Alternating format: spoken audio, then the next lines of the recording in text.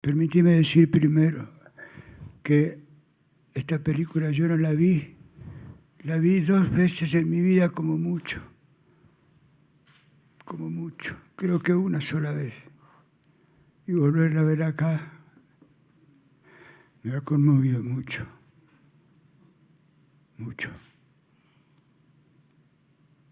Más de lo prudente, pero no. Vamos a tratar de poder ser útil y quitar lo conmocionante por la realidad y ser útil acá, hoy, en la realidad. Gracias. Bueno, estamos todos muy conmovidos por esta película, por la profundidad de este cuento que luego fue llevado a la pantalla grande, por la posibilidad que nos diste con tus libros y los guiones que escribiste junto a tu hermano, de imaginarnos como sociedad y de pensar en profundidad en nuestro pueblo, en todas las vidas que ustedes retrataron a través de la literatura y el cine. Así que muchas gracias por eso, por esa posibilidad que nos brindaron durante tantas décadas. Muchísimas gracias a tus palabras. Primero lo que te quería preguntar, bueno, estamos en una exposición, Escritos en celuloide, que explora el vínculo entre la literatura y el cine. Realizamos, aparte de la exposición, toda una serie de entrevistas a escritores, guionistas, directores, Héctor Olivera, Claudia Piñeiro, Martín Rejman, Paula Hernández, Fernando Spinner, entre otros. Y siempre le hacíamos la misma pregunta. En tu caso te la hago en tus múltiples facetas, porque no solo sos escritor, también sos guionista, también sos director. Hierro, caballo y amanso también. Entonces, ¿Es verdad? Entonces, entre las cosas no hay diferencias entre las cosas, en mi criterio. Se puede ser con que el que erra un caballo sepa aplomarlo y lo haga con amor. Es lo mismo que hacer una película con cierta respetabilidad, así como trato a las patas del caballo. Quería preguntarte entonces, ¿cómo se fue construyendo tu vínculo con la literatura y el cine? ¿Cómo fueron tus primeros acercamientos, tus influencias, las películas que veías de chico? No, en verdad, es la única forma que sé de hablar desde que tengo 4 años. Nunca pensamos en hacer cine ni que el cine nos importara. Hemos sido unos niños criados muy difícilmente en situaciones sumamente extremas, de lo cual nosotros no estábamos incomodados. Al contrario, estamos agradecidos porque de ahí recogimos frutos sensibles que nos sensibilizaban día a día, año tras año. Y eso nos fue, saco esta consideración después en el tiempo, porque nuestra vida fue marginal, de mi hermano hasta los 18, mía hasta los 21. Pero sí teníamos una madre con la que nos habíamos criado, una madre, un ser humano conocedor de la vida, que a los 15 años ya estaba en nosotros somos de Cuyo, de Mendoza. A los 15 años, en esos tiempos, habían cuadros filodramáticos en todos los barrios y se competía culturalmente con el teatro y con la poesía. Y mi madre, no solo que recitaba o que hacía teatro desde los 15 años, sino que también intentaba la poesía. En ese mundo nos hemos formado desde chicos, teniendo charlas que, apartándonos algunos instantes de las marginalidades, nos hundíamos en la audición de esas poesías o a discutir una noche de lluvia en que es bueno que lo cuente porque es colorido y agradable. Estábamos en un rancho a la orilla del río, en Mendoza, el río Mendoza. Allá no llueve nunca y por eso los techos se descuidan, de techo de caña y barro. Entonces se descuidan y cuando viene una tormenta, ya las cansadas, se suelen llover algunos techos. El nuestro se llovía por todos lados, a punto que con mi abuelo vivíamos, mis hermanos, mi madre y yo. Y mi abuelo. Y había un solo lugar que podíamos ir a recogernos, que llovía menos, que era una piecita muy estrecha en que cabía un catre y 2 sillas. Y había un fogón, era la cocina. Ahí nos fuimos a socorrer, entre comillas, simpáticamente, porque la gente humilde está acostumbrada a estos hechos y no lo dramatiza. Hoy lo tomarían a desesperación, no tener dónde pasar la noche, porque se llueve. En cambio, nosotros pusimos en el medio un catre, ahí se acostó mi madre. Se acostó mi madre, a los pies había una palangana donde caía agua. A un costado a mi costado izquierdo estaba mi abuelo, sentado en una silla, también con 2 cosas, porque ahí le caía justo, pero no le tocaba la silla a mi abuelo. Y mi hermano, a mi derecha, acá. Y mi madre acostada. Eran las 1:30 de la mañana. Entonces, esto para que tengan una concepción más o menos aproximada del por qué suceden algunas cosas. Por eso cuento este detalle, esta anécdota. Ella comenzó a decir, pusimos el brasero de 3 patas, como se usan allá en el campo. Brasero de 3 patas, que se siguen usando. Tomamos mate, prendíamos cigarrillos. Yo ya tenía 15 años, pero yo ya fumaba. Mi madre no decía nada. Mi madre era como un amigo. Nos crió porque nos tuvo desde muy jovencita. Nos criamos juntos. No es que nos crió, nos criamos juntos quise decir. Éramos como hermanos. Yo fumaba. Bueno, ella fumaba. Mate, cigarrillo y poemas. Y en una de esas, accidentalmente, en el rancho encontramos accidentalmente, en un baúl viejo, viejísimo, en donde había un pan duro casero como piedra, que harían años que estaba ahí, una Biblia, que sería de mi bisabuela seguramente.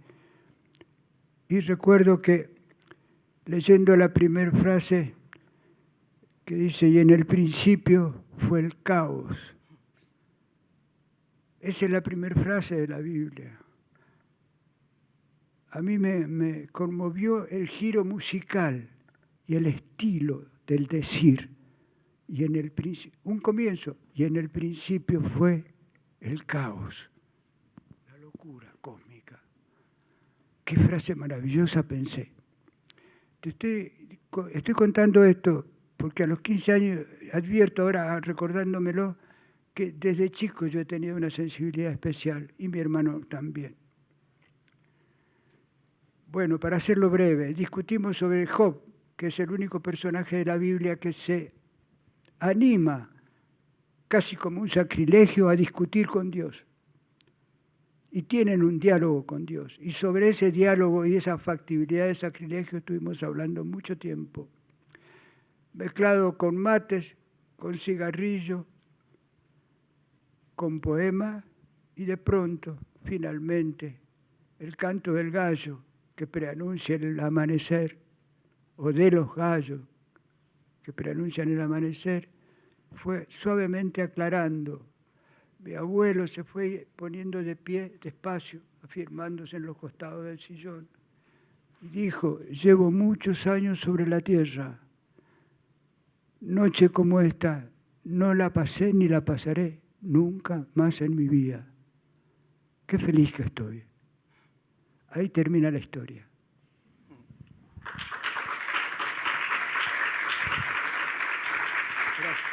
Gracias. Se está escuchando. Aprovecho para preguntar si se está escuchando bien. Cualquier cosa nos dicen. Ya adentrándonos más en las filmografías que vos participaste, a mediados de la década del 60 se hace el rodaje y se estrena la ópera prima de Leonardo Fabio, Crónica de un niño solo, en el que vos participaste de la realización del guión. Sí. Y entonces quería justamente preguntarte cómo fue ese proceso y que nos cuentes un poco cómo se fue ese proceso de trabajo. Bueno, muy agradecido a que una persona esté frente a mí dialogando sencillamente, pero en lo neural, las preguntas. Esto viene, nosotros hicimos Crónica de un niño solo, y fue la primera, porque era la primera experiencia que podíamos contar. Nosotros nunca, creo que nunca hemos hecho ficción. Creo que siempre ha sido a partir de una realidad. Por eso es que tiene que haber ocurrido que la primera fue Crónica de un niño solo, porque cuando yo tenía 9 años, estuve en un orfanato con mi hermanito, y era un lugar que estaba paradójicamente, si los aburro o si el tiempo no alcanza, lo lamento. Pero nos quedamos. Si no cuento las cosas más o menos hiladas de cómo fueron, no podrían comprender que de un lugar en donde no sabíamos ni nada de la vida, nada más que de marginalidades y necesidades y hambres y de todo. Pero bueno, eso es harina alto costal. Yo estoy muy contento de haberlo pasado. La cuestión es que no sé ni dónde estaba ahora. Estabas contando... Por Crónica, sí. Crónica. Estamos en un orfanato. En ese orfanato, digo que es paradojal porque ocurrió acá, porque mi madre quería venirse a Buenos Aires a ver si podía hacer algo, porque en las provincias Dios atiende en Buenos Aires, por eso. Y mi madre era actriz, y no solo era actriz, sino que narraba también. Por eso, y mi madre no podía, porque no tenía ni para comer ella, ni dónde estar nosotros. Pero una persona le consiguió un lugar que le dijeron que los trataba muy bien a los niños y todo lo que demás. La cuestión es que fuimos a un orfanato, que era una cárcel. De verdad, eso hoy es cárcel de menores, acá en Buenos Aires. Está en Charcas y Darragueira. Lo nombro y me horrorizo porque nunca más nombré esas dos calles. Es ahí, quien quiera averiguarlo, está la cárcel de menores. El edificio en sí era una cárcel. El patio central se corría con portones que chirriaban a cárcel.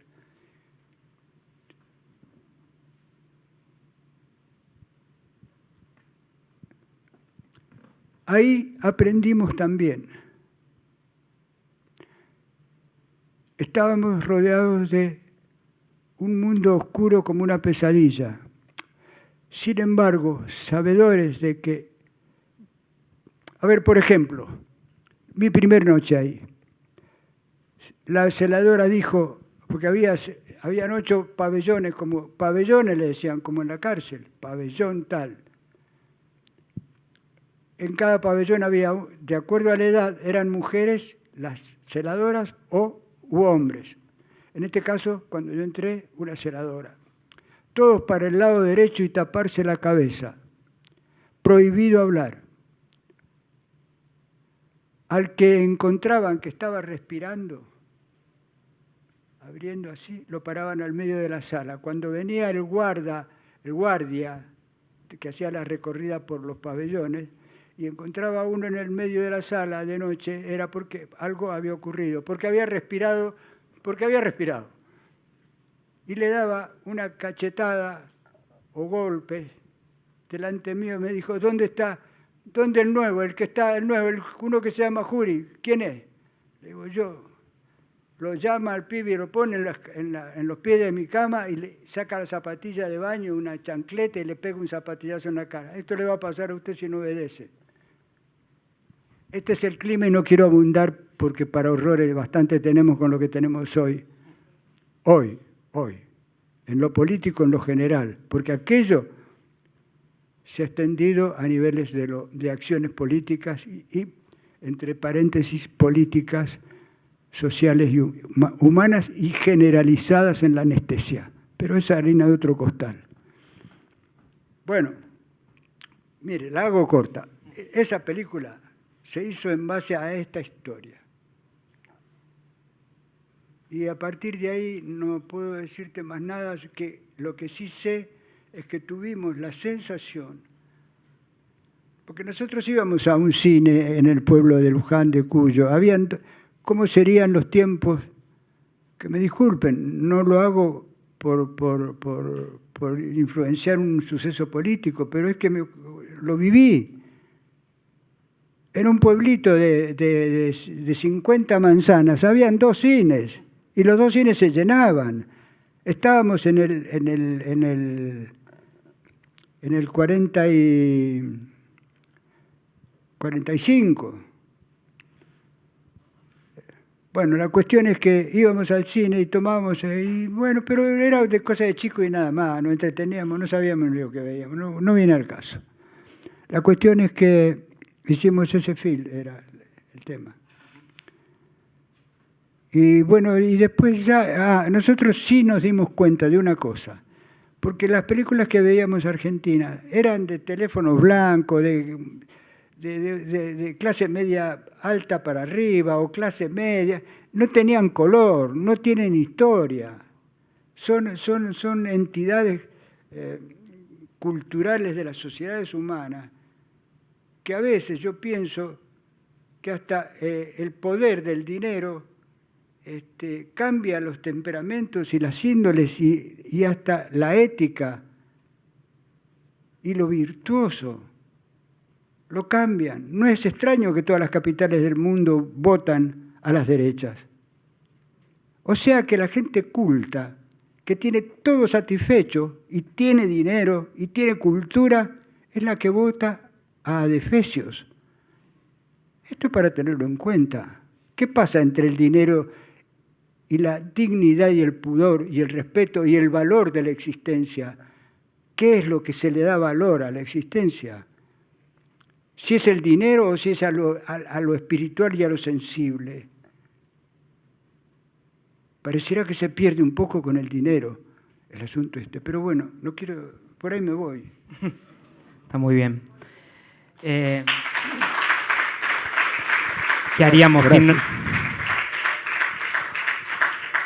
haríamos sin nuestro cine nacional, no? Me gustaría ahora sí pasar un poco a contar la historia de la película que vimos hoy. Me gustaría, cuento una anécdota y te hago algunas preguntas para que puedas contarnos. Hay una anécdota que cuenta Leonardo Fabio en un libro que publicó la biblioteca, se llama La memoria de tus ojos. La memoria de los ojos, perdón, tan central la mirada en su obra. Cuenta que en el 65 estaban en el Festival de Mar del Plata, la película, la ópera prima de Fabio, de la que estuvimos charlando recién, había ganado el premio de la crítica y se le acerca a un productor uruguayo, Walter Achugar, y le dice, ¿qué tenés? Y él lo mira, esto lo cuenta Fabio, y dice, tengo el cuento de mi hermano El Cenizo. Y Walter le dice, bueno, arranquemos. Y es a partir de esta anécdota que quiero preguntarte 2 cosas. Primero, ¿en qué contexto habías escrito este cuento del cenizo en el que se basa esta película? El cenizo es el nombre del gallo de Riña. Este cuento salió publicado por primera vez en formato libro, permiso, en este libro, El Dependiente y otros cuentos, en 1969, pero la película en realidad se estrenó en el 66-67. Y en este caso quería preguntarte 2 cosas. Primero, que nos cuentes dónde había salido publicado por primera vez el cuento, El Cenizo, algo de esto estuvimos charlando afuera. ¿De dónde surge la historia, ¿no? Del cuento y cómo fue el proceso de adaptación de esta película? Si vos ves la película, estás leyendo el cuento. Si vos lees el cuento, estás viendo la película. Quien quiera quitarse la duda y que ha visto esta película, lea el cuento y se dará cuenta que es un guión, no es más que interpretarlo y ponerlo. Lo que ocurre es que el lenguaje que toma mi hermano en el tratamiento, en el estilo, es tan realista en los tiempos, trabaja el blanco y negro sobre todo, que nosotros nos molestamos mucho cuando apareció el color, el Technicolor que le llamaba. Dijo, y ahora que el color te dispersa, lo blanco y negro te llama a lo íntimo, a la intimidad del suceso. Una fotografía en blanco y negro, uno profundiza, dan ganas de meterle la mano en los bolsillos a los personajes para ver qué tienen. En cambio, el color distrae. Quiera que inconscientemente uno se distrae ante el color. Toma la película, obviamente. Y bueno, todo se hace en color ahora. Bueno, la cuestión es que, ¿y esto para qué era? Era para charlar de cómo surge de distintas cosas de tu cuento y la adaptación. En este caso estabas contando algo de la adaptación. También me gustaría que puedas contar cómo surge la literatura del cuento del Cenizo y dónde sale publicado por primera vez. Bueno, mira, así como mi hermano nunca imaginó que iba a ser actor. A mi hermano fue actor porque mi madre le dijo un día, sin habérselo dicho, a ver si nos entendemos con quién, con toda franqueza le hablo. Nosotros éramos marginales y el mundo marginal vive otros colores, otros mundos, otros códigos. Y en mis tiempos, ¿qué códigos? Mi abuelo una vez, yo vivía solito con él, ya hombre grande, ya no lejos del tiempo de hoy, no lejos. A mi abuelo le llevaron le digo, ¿qué le pasa, abuelo? ¿Qué le pasa? Que venía del centro de comprar cosas, porque él compraba la comida, así. Bueno, vivíamos los dos solos. ¿Qué le pasó? Dice, cállate, porque así hablaba, cállate, che, que unos hijos, una gran puta, me han llevado, me llevaron la cartera. Me robaron la cartera en el micro, en el ómnibus. Bueno, te la hago corta. Bueno, no, ya, va a pasar, abuelo. Bueno, es que aquí, que allá yo tenía que salir. Y cuando vuelvo a la tarde, le digo, ¿cómo andas, abuelo? No sabes lo que pasó. A las 2 horas, 3 horas que te fuiste vos, golpearon allá, teníamos como 20 metros para llegar a la puerta, un pasillo. Abrieron la puerta desde la calle y dijeron, ¿usted fulano de tal? Sí, tome, esto es suyo. ¿Por qué? Porque uno de la familia era conocido de ellos. Esos son códigos. Dice que se perdieron, acá se perdió todo. Acá hasta eso. Bueno, ¿dónde estaba? Quería que me cuentes algo que me contaste, lo introduzco, yo le pregunto afuera cuándo había salido publicado por primera vez el cuento, ¿no? Porque obviamente nosotros habíamos rastreado que había salido por primera vez en este libro, pero teníamos dudas si había circulado por otro lado previamente y me contaste que salió en una revista y que los dibujos que acompañan tu cuento los hizo Carlos Alonso. El gran artista Carlos Alonso, y me hiciste una referencia a eso. Me gustaría que lo puedas reproducir para... Bueno, ahora voy a contar por qué. Mi hermano no era actor ni era nada. Yo no era actor ni era nada. Bueno, él fue impuesto por mi madre porque le dijo, mira, la primera obra que hizo mi madre de teatro, de radioteatro, la hizo a los 38 años. Tenía 38 años cuando escribió por primera vez una novela. Esa novela la adaptó a teatro y le dijo, vos, y los personajes tenían la vivencia, era una tragedia, no era drama, tragedia. Los personajes eran campesinos españoles, porque nuestra abuela era española, de Navarra, entonces ella tenía influencia española. La cuestión es que hizo esa novela que era... Se divide el drama de la tragedia en que el drama puede ser excesivo, doloroso hasta cerca de la muerte, pero nunca con la muerte. Eso es drama. La tragedia sí necesita que alguien pierda la vida. Esa es la diferencia entre drama y tragedia. Pero no quiero confundir las cosas. Porque Contale, por favor, porque me desespero. El origen del cuento, que también fue por culpa, por decirlo entre comillas, de tu mamá, que también para encauzarlos a estos dos marginales en algo y que hagan algo de la vida, a mi tío lo hizo actuar en una obra de es lo que estoy contando. Le hizo escribir un cuento porque había un concurso de una joyería que pagaba al que ganaba el concurso de cuentos y tenía que escribir un cuento en donde una joya era el motivo del Sí, no, sí. Sí, así es como vos lo decís, pero vamos por partes, así no sé, la gente no queda con varios puntas que no puede entrelazar. Bueno, la cuestión es que la tragedia en obra de teatro trataba un asunto de un campesino de 50 años embrutecido y peligroso, y en una pasión se mete de tal suerte que termina en tragedia. Ese personaje lo vas a hacer vos. Él tenía 18 años y nunca había visto nada de nada. Y dije, pero yo voy a decir, sí, vos lo vas a hacer, lo vas a interpretar. Pero si yo nunca, vos lo vas a interpretar. Empezás a trabajar y a trabajar ya sobre las heces, como se habla bien a los gitanos, bien calé, bien campesino.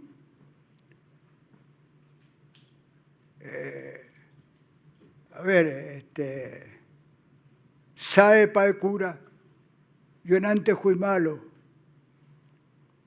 de peligro, malo sin querencia, como toro herido, porque pan de fuera entre los gentíos, ni en hembras ni en machos, encontré el cariño como mis ansias querían que a mí me quisieran, con cariño puro, muy santo, muy bueno, muy limpio.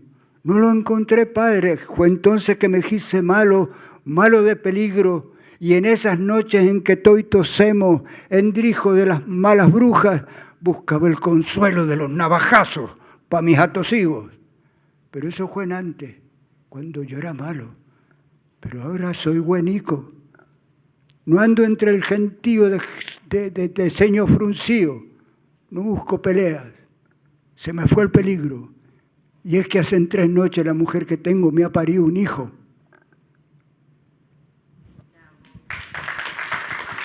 Aprovecho. Ese fue el motivo, ese fue el tipo de personaje que interpretó mi hermano en una colonia en San Juan, española, que no pudieron creer que un chico, cuando se saca la barba y todo, y además un rústico violento, y marcando las heces, las setas y las cosas, pues, tan perfecto que la colonia española se puso de pie a aplaudirlo. En lo que a mí respecta, en lo de narrar, yo cuando dejamos Mendoza, porque mi madre, cuando vio eso, dijo, este chico no está para provincia, este chico está para capitales, y nos vamos a ir para allá, por él, por mi hermano. Y nos vinimos. Ese fue el motivo por el que nos vinimos. Él tomó por andar por los canales, los pasillos de los canales, y yo andaba pintando paredes y otras cosas. Tenía una angustia y una añoranza de haber dejado a mi gente, a mis amigas, amigos, a mi tierra, a mis pájaros, a mi cielo. Estaba tan desesperado que yo tenía que salía en las noches para poder dormir, caminaba hasta las 3, a las 4 de la mañana en derredor de la cosa, de la manzana, hasta que caía rendido y me dormía. Hasta que un día mi madre me dice, mirá, hay un cosito de 5 minutos, un relatito de 5 minutos que si te interesa, lo haces, te van a pagar por eso una pequeña cosa, pero bueno, algo, qué sé yo. Y yo me acordé de mi gente. Siempre había, como era una joyería la que auspiciaba esto, siempre había que haber una joya en la historia. Entonces puse el anillo, que es el anillo que está ahí. Y era cortito, no alcanzaba una hoja entera. Y ahí me di cuenta que ese tema que yo había desarrollado en una hoja casi, podía ser una narrativa de lo que yo había vivido. Porque que ahí le dan un puntazo, es que vive del gallo. Es decir, es un marginal, no es una persona integrada a la clase obrera, por ejemplo. Dice, me tengo que ver con uno que trabaja en la municipalidad, que a lo mejor me da un trabajito liviano. No te vayan a dar una bolsa porque te quebrás, no sé, ¿viste? Es decir, es de otra raza. Nada más, ahí queda la cosa.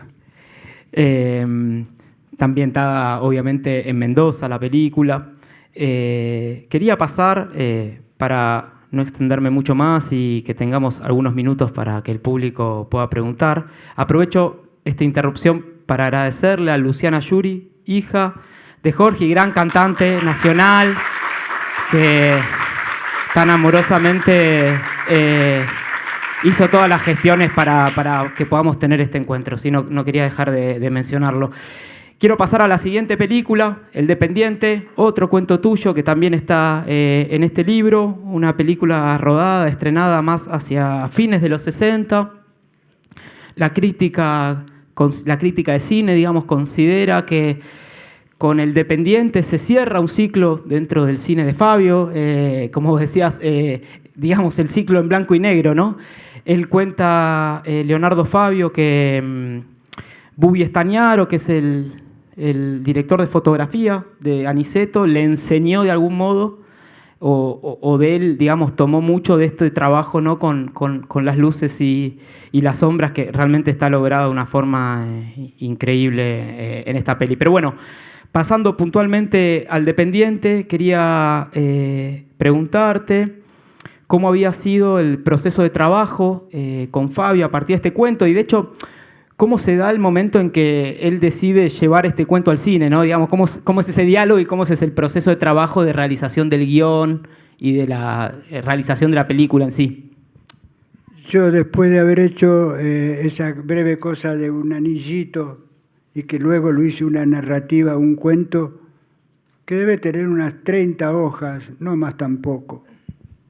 Yo soy más amante del cuento que de la novela. La novela busca extensión y empieza a dispersarse los personajes y llega un momento en que se desune la cosa y ya lo tocante que es en un cuento, el cuento tiene la obligación de permanecer en el tema, nacer y morir con el tema. Bueno, la cuestión es que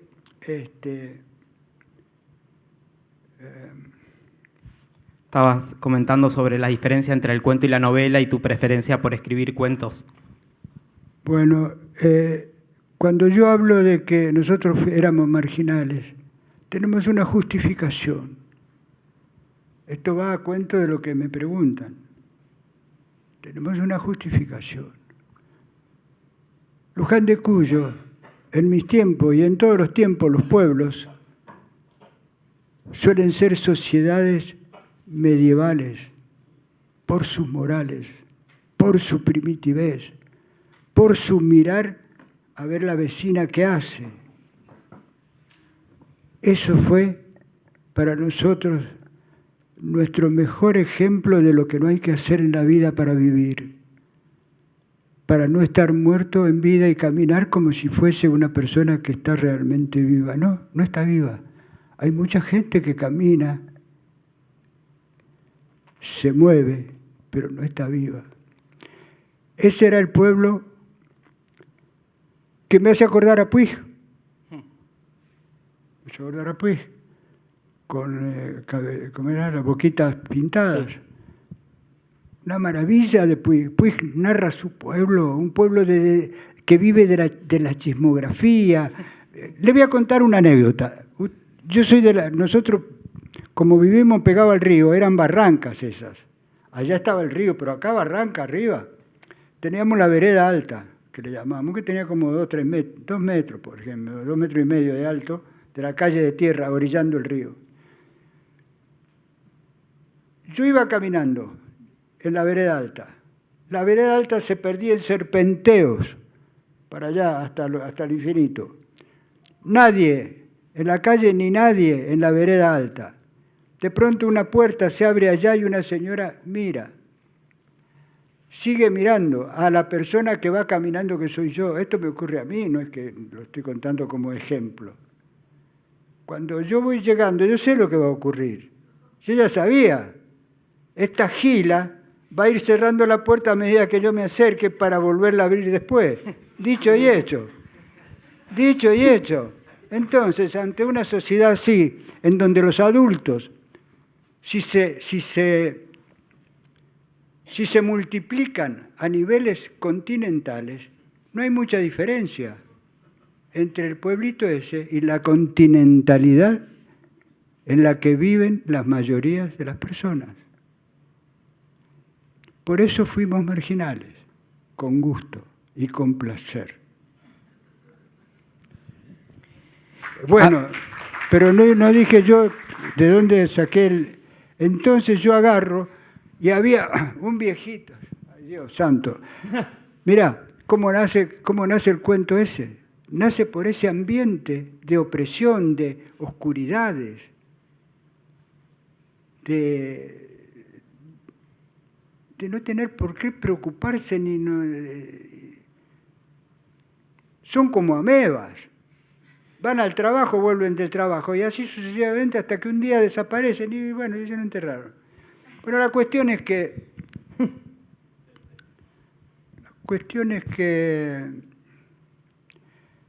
había una ferretería en una esquina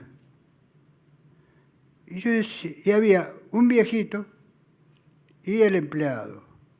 Los dos vestidos de gris, con un saquito gris, pantalón gris. El viejito también. El viejito era español y no tenía familia, pero extrañamente, de vez en cuando aparecía con un luto. Antes, en mis tiempos, se usaba un luto negro durante un año por un fallecimiento familiar. Tenía esa particularidad. Nunca se supo dónde estaban ni vivían el que había muerto, pero él lograba eso. Y el dependiente, que de muchachito ansiaba que se muriera el viejo pensando que le iba a dejar la ferretería, lo envidiaba porque se daba cuenta que los clientes, cuando venían y le veían un luto al viejo, lo miraban con consideración, como se debe. Y él tenía ganas de que el viejito muriera, no solo le dejara la ferretería y ser condolido. Es decir, ¿cómo no voy a hacer yo una historia con este par de muertos que entraron a tener un negocito cuadrado en donde nacieron, crecieron y murieron? Mirá, ahora me acordé de una anécdota mía en San Juan. Yo tenía 12 años. Me fui a buscar trabajo. Estaba en la casa de una tía mía en San Juan. 12 años tenía. Y me fui a buscar trabajo. Entro a una almacencita chiquita. Me dice, ¿qué quieres, niño? ¿Qué andas buscando? Obviamente un gallego. ¿Qué andas buscando? Ando buscando trabajo. Ah, trabajo. Sí, trabajo. Pues mira, sí, te tomo. Pero fíjate una cosa, hijo. Fíjate, en ese tiempo todo venía en bolsa. Así, bueno, la cuestión es, pero fíjate una cosa, hijo. Mientras que no tenga un mandado que mandarte yo, vas a acomodar algunas cosillas de acá. Por ejemplo, mira esos 14 porotos que se han caído de esta bolsa. júntalos, hijo, porque un poroto más otro poroto hacen una bolsa. Y yo pensé, qué viejo rafañoso, hijo de mil putas. ¿Cómo puede ser que este viejo le parezca, sea riqueza para él 14 porotos que se le han caído? A este viejo lo dejo. Y agarré y salí y me fui a la mierda. Y cuando me volví a mirar, el viejo hacía, mirá, pero no podía creer lo que le había pasado. Bueno, esto he vivido tantas cosas como todos ustedes lo han vivido. No es que yo sea especial ni mucho menos. Yo tengo que mirar un poquito para los costados. Si querés, acá tenés un poquito de agua para tomar. Hago una pregunta más y ya abro para que podamos tener tiempo, porque bueno, después la biblioteca cierra y nos echan a todos, y para que todos tengamos la oportunidad de poder preguntar. Bueno, hago dos preguntas en una. A ver qué te parece esto, que es que... Espero hacerlo corto porque me parece que soy un charlatán insufrible. Para nada, para nada. Dos cosas. Una, más a título personal, la otra más en la saga de películas de las que venimos charlando. Mencionabas que no te imaginabas escritor, que tu hermano no se imaginaba, obviamente, ni actor, ni cantante, gran cantante también, y director. Y yo me pregunto si tus obras, tus cuentos, vos podrías haberlo llevado al cine con otro director que no sea tu hermano, digamos, ¿no? Yo difícilmente hubiese trabajado para otro director. Inclusive si no era una historia mía. Hice la historia de Miguel Ángel Estrella, el concertista, un concertista famoso en el mundo entero, Miguel Ángel Estrella, que era tucumano. ¿Y sabés por qué la hice? Porque el origen de él era de rancho, igual que yo. Y su vida transcurría en un clima parecido, hasta que fue logrando lo que logró. Bueno, si no, yo no trabajo para nadie, no. Una última, ahora sí. Luego de El Dependiente tuvo una gran recepción en la crítica. Entiendo que incluso se proyectó en el Festival de San Sebastián, en algunos otros festivales en el exterior. Sin embargo, no fue para los hermanos Jury una mina de oro, digamos, ni mucho menos. No, si no sabíamos qué hacer. ¿Sabes qué? Mira, trajiste a colación. Me dice, escúchame, negro. Un día ya habíamos hecho esta última... El Dependiente. Eso es lo que te quería preguntar. Y me dice, escúchame, mucho premio de acá, mucho honorífico de allá, mucho papelito con buenaventuras y felicitaciones, pero estamos cagados de hambre todos.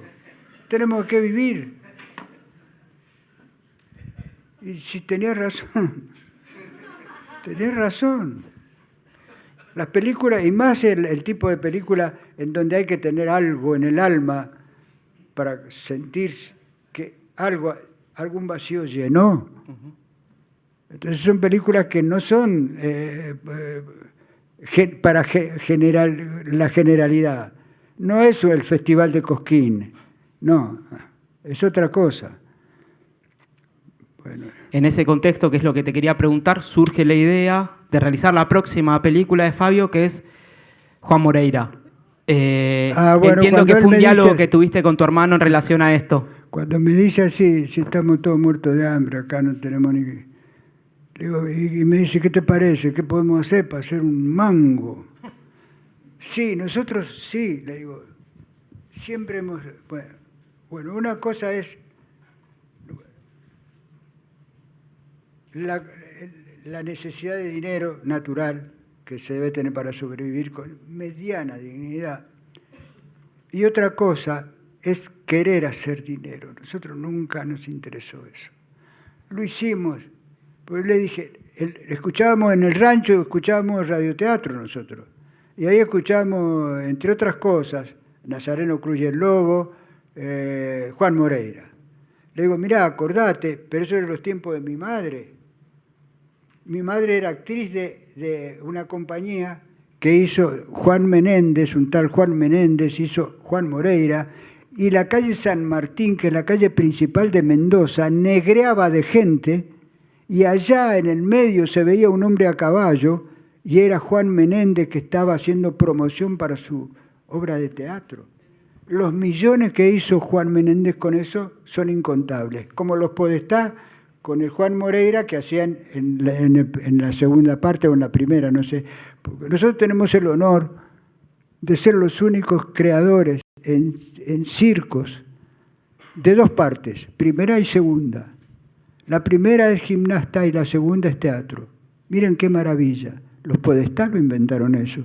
Nosotros somos los únicos de los circos del mundo que tenemos primera y segunda. Qué honor, qué belleza.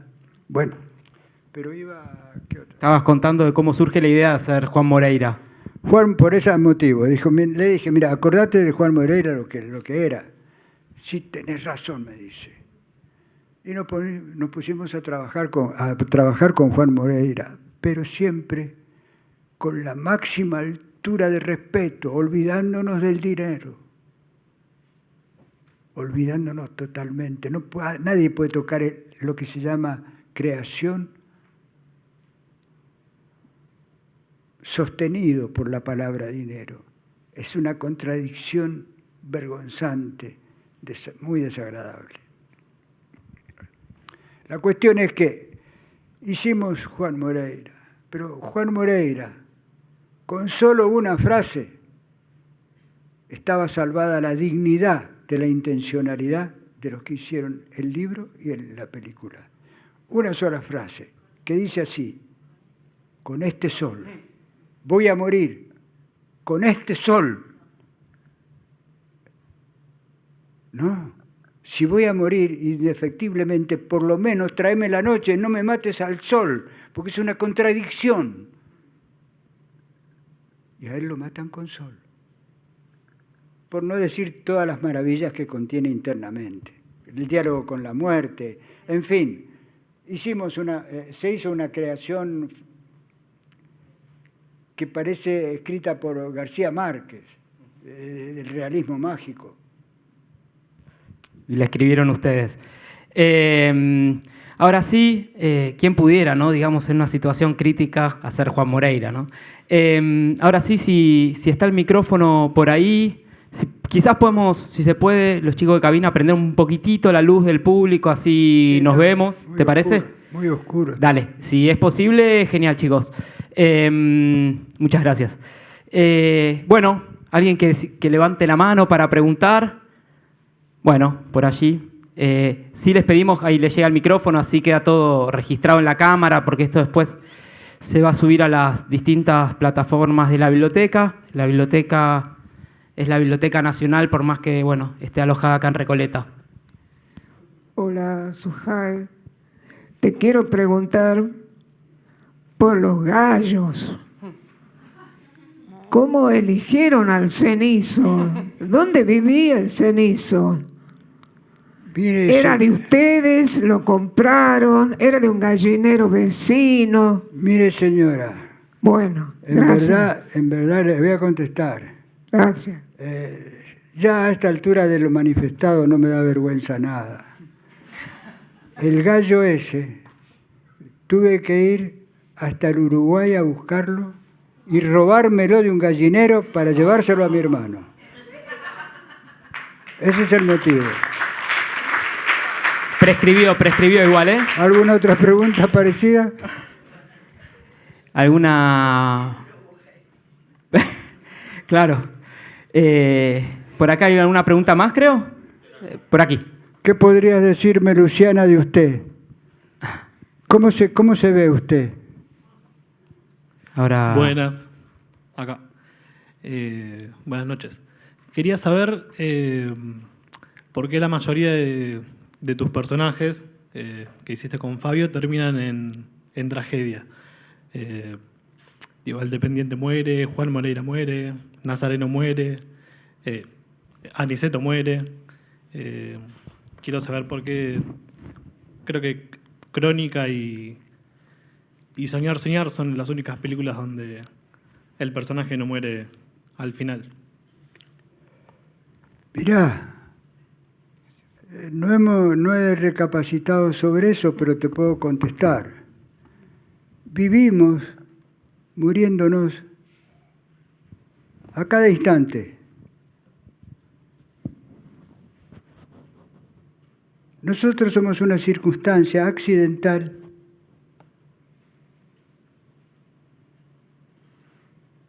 y se muere de diferentes formas.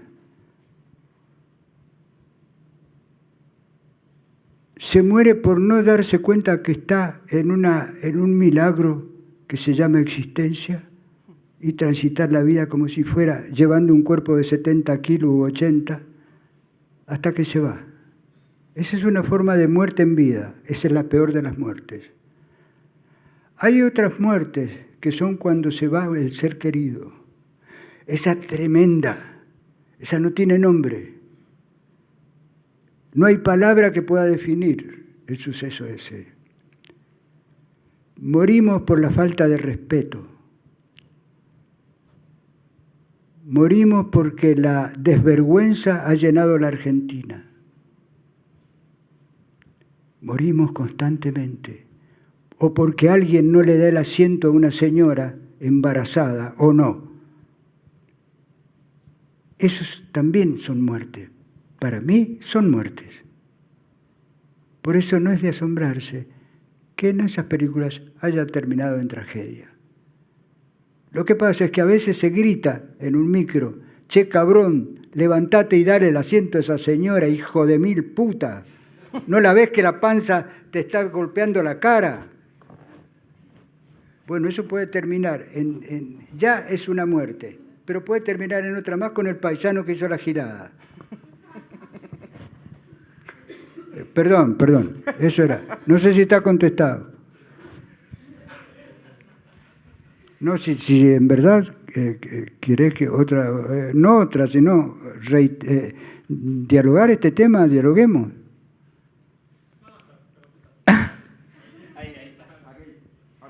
Hay una pregunta allá del fondo. Sí. Primero, agradecerte el aporte que has dado a la cultura y compartirlo, ya el hecho de animarte a escribir ese cuento esa primera vez. Y luego quería preguntarte cómo fue tu experiencia de pasar de escribir a animarte a dirigir, como lo hacía tu hermano. ¿Cómo fue esas películas como La mayoría silenciada, Nahuel Pan, la que contaste de Piano Mudo? El fantástico mundo de la María Montiel. También. Ópera prima. Exacto. Quería saber cómo fue tu experiencia al animarte a dirigir películas y si cómo era es hermosa la pregunta que me has hecho. Es hermosísima. ¿Sabes por qué? Porque no te lo puedo decir por qué.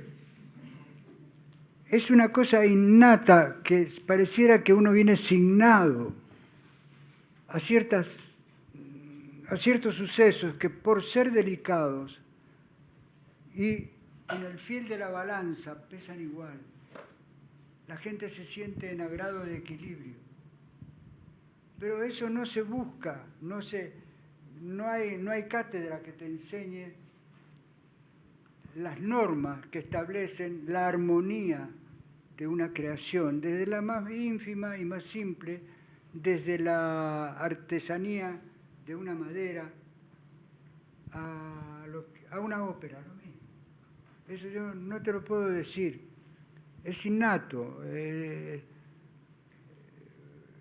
Uno está, primero que al respecto de las películas, vos ya estás, cuando estás escribiendo, estás angulando también, estás sintiendo el ángulo y la lectura, si es panorámica, si es acá, si corto acá, si no... La lectura misma, la narrativa, la literatura, participa en excelencia como obligación del equilibrio.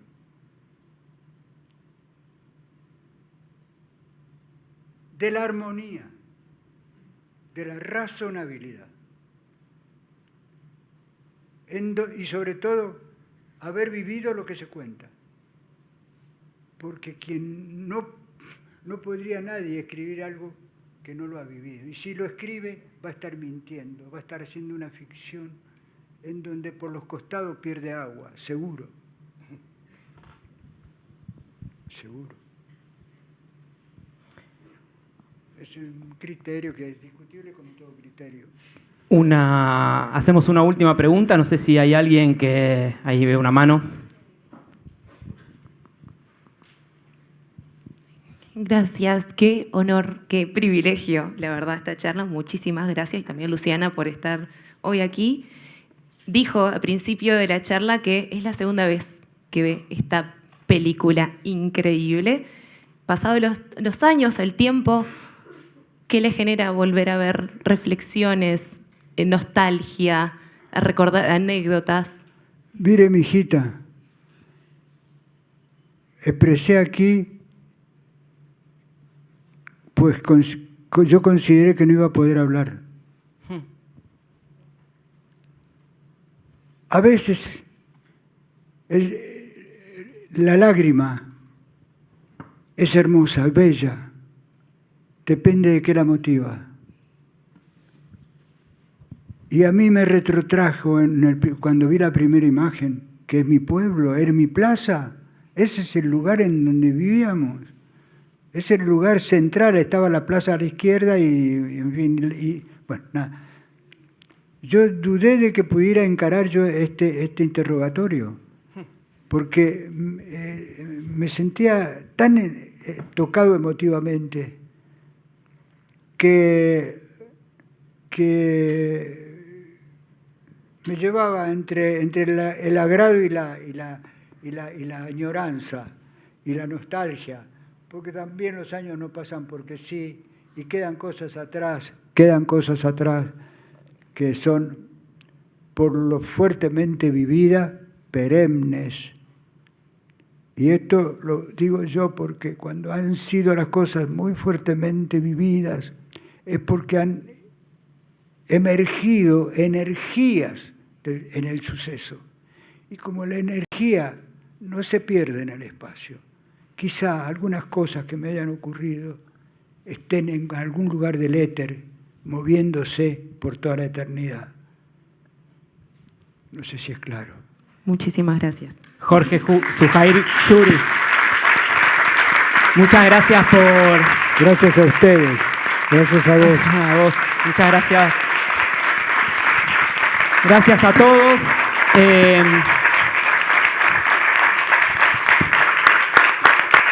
Gracias a todos. Subí, Luciana. Aviso, dime. Una sola cosa más, y voy a hacerlo porque él me interrumpe cuando yo hago mis conciertos, él también me interrumpe los conciertos. Voy a decir una sola cosa más que es secretísima, y voy a develar un secreto en este momento, que es que, de acuerdo al análisis familiar, histórico que hemos hecho a lo largo de todos estos años, y de acuerdo a lo que ha dicho mi madre en algún momento, el aniceto es él, en definitiva. Muchísimas gracias. Con esta nos vamos con esta información. Pues sabes que tienes razón. Espera un poquito. Hay un momento en que Lupi agarra el cigarro. Yo he sido un fumador empedernido hasta hace poquito, pero empedernido con placer. Fue más que mi hermano. El cigarrillo para mí ha sido un confidente que sabe cosas que nadie conocerá nunca. La cuestión es que he sido feliz con eso. La cuestión es que estaba Lupi en una toma, sale agarrando el cigarrillo así. Es muy raro que alguien agarre el cigarrillo, supongamos que este es el cigarrillo, así. Claro. Lo agarra así. Esta es la forma. Porque mi hermano le dijo, imita a mi hermano y te va a salir todo bien. Y me acordé yo ahí mientras le estaba mirando que Lupi agarra el cigarrillo así. Todo, y la agachada, sí. Todos los gestos. Yo ando...